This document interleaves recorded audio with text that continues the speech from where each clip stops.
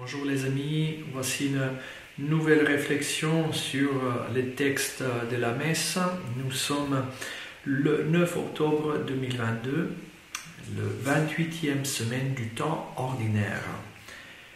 Commençons par l'évangile. L'évangile qui est très beau. Vous connaissez l'histoire, il y a les 10 lépreux qui crient vers Jésus. Tous reçoivent une guérison physique et seulement l'un d'eux, après avoir pris conscience qu'il a été guéri, il revient sur ses pas, il retourne et se remet à la recherche de Jésus pour rendre grâce à Dieu. Et Jésus lui dit, ta foi t'a sauvé. C'est vraiment intéressant là. Nous avons 10 hommes qui sont tous guéris physiquement, mais un qui est sauvé.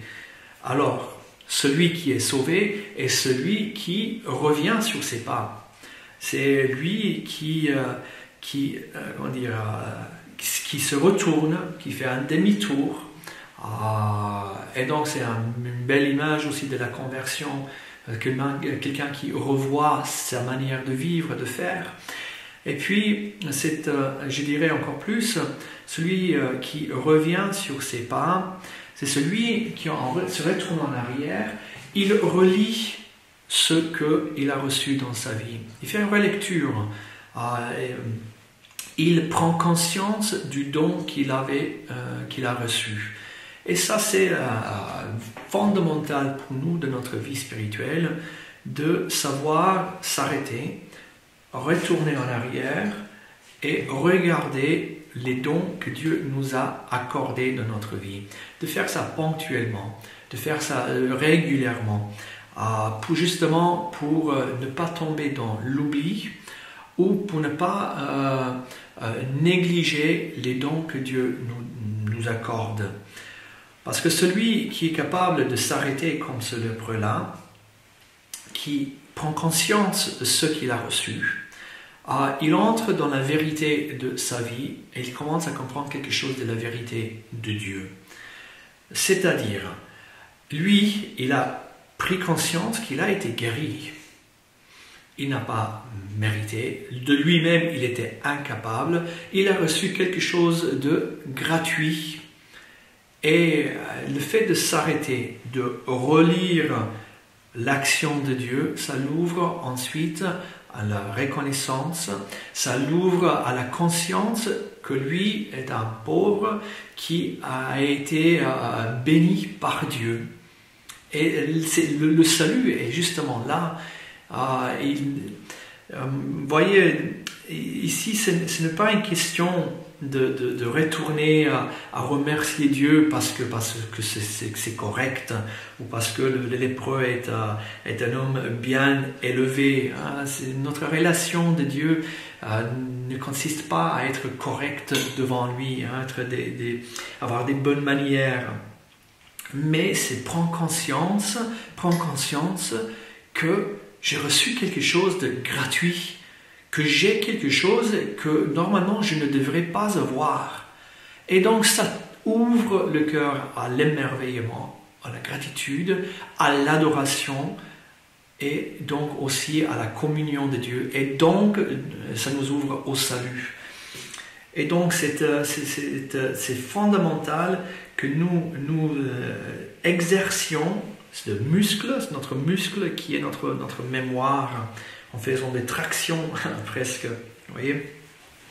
Alors, passons à la deuxième lecture, où Saint Paul nous exhorte, dans la même manière, de nous souvenir de Jésus-Christ, lui qui est ressuscité d'entre les morts, le descendant de David.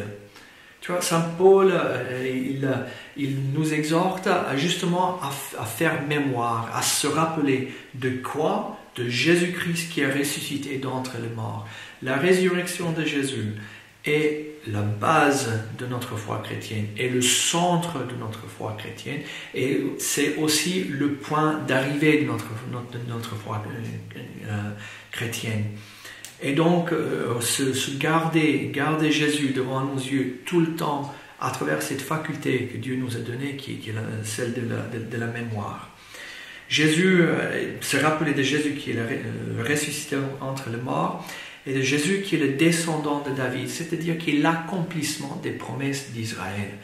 Et donc même là, nous avons ce travail à faire, à relire l'histoire, pas seulement notre histoire personnelle, mais aussi l'histoire d'Israël, l'histoire des prophètes, de David, des royautés.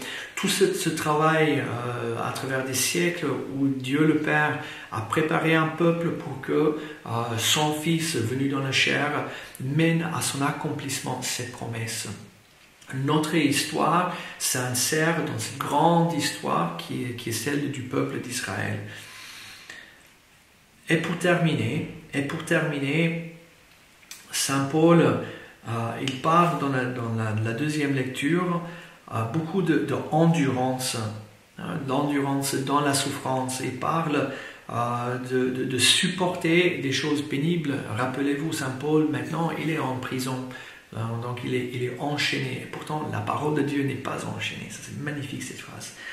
Et donc Saint Paul, il nous exhorte de rester ferme, solide, persévérant dans notre foi. Et nous pouvons le faire seulement justement si nous exerçons notre mémoire, si nous arrivons à comprendre le sens profond de notre vie dans le Christ, dans l'histoire du salut.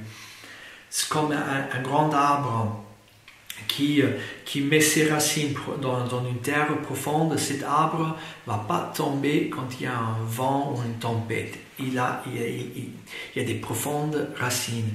De la même manière, nous aussi, quand notre foi est enracinée dans un mémoire, dans des actions du passé, les actions de Dieu dans notre propre vie, dans l'histoire d'Israël, dans son accomplissement dans Jésus-Christ, nous devenons